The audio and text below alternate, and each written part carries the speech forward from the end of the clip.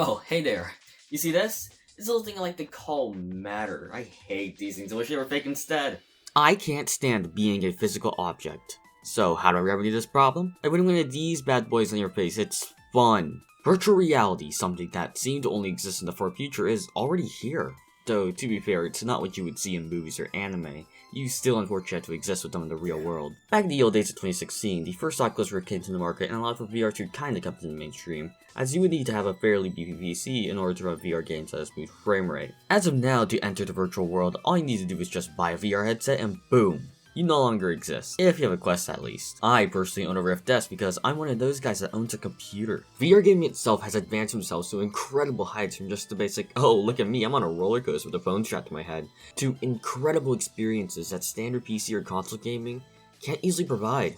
But for me personally, I don't really care for those kind of physics-based realism games. I'm on the side of reality bad. Like, come on, I want to play a game where the acceleration of gravity is 0.6 meters per second squared, not 9.8. Look at this! Of course, I'm not denying that these games are less than amazing. They are bestsellers for a reason after all. But for me, why would I want to hop on my VR headset and play a game where the physics are the exact same as this reality? Now, I'm not saying that all VR games need to have unrealistic physics. That would be another mess entirely. But those are the kind of games that I'm looking for when I want to play a VR game. Why would I go into another reality just to still have the inability to grab a sledgehammer with one hand? At least in virtual reality, I can stand in the snow without the complications of standing in the snow. When scrolling through the Girl virtual reality page in the Steam store, games like catch eye with anything that's free, or the ones in anime art style, because I'm one of those kind of guys. As I'm scrolling through the Steam store page, this game piqued my interest. Tokyo Chronos. I actually saw and learned a bit about the game prior to its release, and it looked amazing. While I'm not the biggest fan of visual novels, I did enjoy the medium, plus the genre of the game itself being a murder mystery game also got me hooked. Something else I noticed were the developers, MyDearest. They hadn't actually developed many games prior to this besides a couple of VR novels, and looking at the trailers, yep, they're definitely novels. You know, after looking at Tokyo Chronos, I realized something that honestly surprised me. There are barely any high-quality anime-based games in VR. Like, of course, you have the funny haha anime games where the whole gimmick is essentially just hentai, but in terms of actual games in anime art style, there's almost nothing. So with Tokyo Chronos being one of the first of its kind, this game looked incredible. I won't be covering this game as in-depth as I would like to, mostly because of the fact that I want to focus more on the actual technical aspect of the game and how it can branch out the scope of the VR market, rather than talk about how the game actually is. Also, I just got a note from my doctor, and I have no idea what this says. Tokyo Chronos is a murder mystery visual novel where you and 8 of your childhood friends are stuck in the middle of Shibuya, and they're tasked by an unknown entity to solve their murder. However, neither you nor any of your friends even know who the victim is. The graphics in this game are nothing to write home about. They're incredibly upscale, so they look very blurry, but it's not something I personally care too much about when playing the game. I will say the best parts about this game are the cinematic cutscenes, especially the intro. Honestly, the intro is one of the coolest things I ever experienced in VR.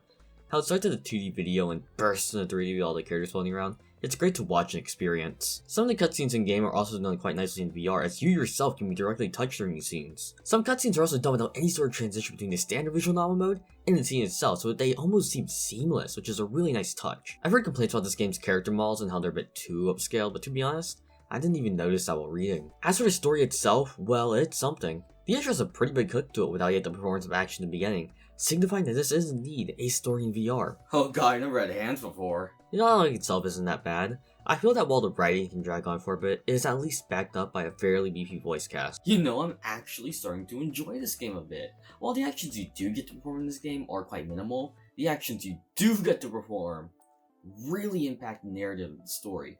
I just really hope that they go further with your usage of VR technology. Here's my main gripe about this game. These scenes. They basically consist of just a character model watching a cutscene made with cardboard as you kinda just float in the middle of nowhere. The actual story in these scenes are actually very good and I like the writing behind them, but the fact that they don't take advantage of the fact that they're in VR and you just sit in front of essentially sprites without any detail makes them painful when they can last for several minutes. I know that most visual novels will at some point just have boring exposition, but they can at least have something in the background such as in-game sprites. These are just cardboard cutouts. I know I ragged on the game there for a bit, but to be honest, it was really good for what was essentially the first visual novel in VR. But to be honest, I felt like it was more of a tech demo rather than a real game, especially with how half the scenes just being something that could be done much better in a standard visual novel scenario. Luckily, MyDearest has my back with their latest game at the moment, Altdeus Beyond Control. This game essentially improves on every single aspect of Tokyo Chronos. It's supposed to be a sequel to it, but it barely connects with the original story. This time we're going to CryRare. Altdeus focuses on the main character Chloe, an artificial human, and her coping with the death of her friend. This game actually takes advantage of the fact that it's both a visual novel and a VR game, something I don't think Tokyo Chronos realized most of the time. There are far more interactable objects and things to actually do in this game compared to Tokyo Chronos, such as the mega battles you actually get to participate in, or the investigation scenes where you can point and click on various items and get a bit of fluff text. The best part about this game compared to Tokyo Chronos is the flashback scenes with the main character. They evolved from the popsicle stick scenes to completely interactable scenes where you can even grab items and look around the area for yourself. Hell, I even have hands now. I'm used to them now. This story also remembers the fact that it's a visual novel and gives you tons of choices to make, each one having the possibility of changing the course of at least your first playthrough. There are even some bits in the story that I didn't even realize were choices, causing some pretty crazy scenes I didn't expect. There are also now far more cutscenes in this game, most of which are incredibly well animated and choreographed. Personally, I felt the dialogue in this game kinda repeats itself over and over, but it's still a nice read. Also, if you're into it, there are also now English voices, which can come in handy for the mega scenes where you can't easily read the text all the time. But honestly, I would stick to the Japanese stuff as I feel they bring out the actual characters far better compared to the English voices. My main gripe about this game is that they oddly removed some of the features from Tokyo Chronos, such as the text log and the save feature, even though this game I felt required those a lot more, considering that it had far more endings based on choices and a bit more complicated of a story. Also, since there's a lot more endings in this game, 8 to be exact, you have to replay the story a lot more. The game doesn't make it too easy for you to do that though. While you can skip certain scenes, any scene that has a choice, regardless if it actually matters in the story or not, is impossible to skip, even if you already did both choices. This makes it kind of a pain to go through every single ending. Overall, this game is a much bigger improvement compared to Tokyo Chronos. And while I did enjoy Tokyo Chronos' story a lot more, I personally enjoy Altdeus more as a game. A problem I faced when playing both these games, however, is that, and this is going to sound dumb, they're too visual novelty. They're both just filled with text on text on text, and while that is what a visual novel is at the end of the day, come on, it's VR. We have the ability to do a whole lot more than just what a standard visual novel can do. Luckily, MyDearest next game, Dyschronia, also part of the Kronos series, seems to be following my own criticisms I just stated. From what I can find out about this game, it's another mystery-esque game with a lot more gameplay elements, different modes of the story, far more interactable elements, suicide. This game seems to be absolutely fit for the VR market. Something that I've realized after playing these games is that storytelling has a lot of potential in VR. Most of the VR games that have high effort, time, and quality put into them are just the standard physics-based or combat-based games. And while those are great games, don't get me wrong, I feel like storytelling should also have all of this time, effort, and quality put into it as well.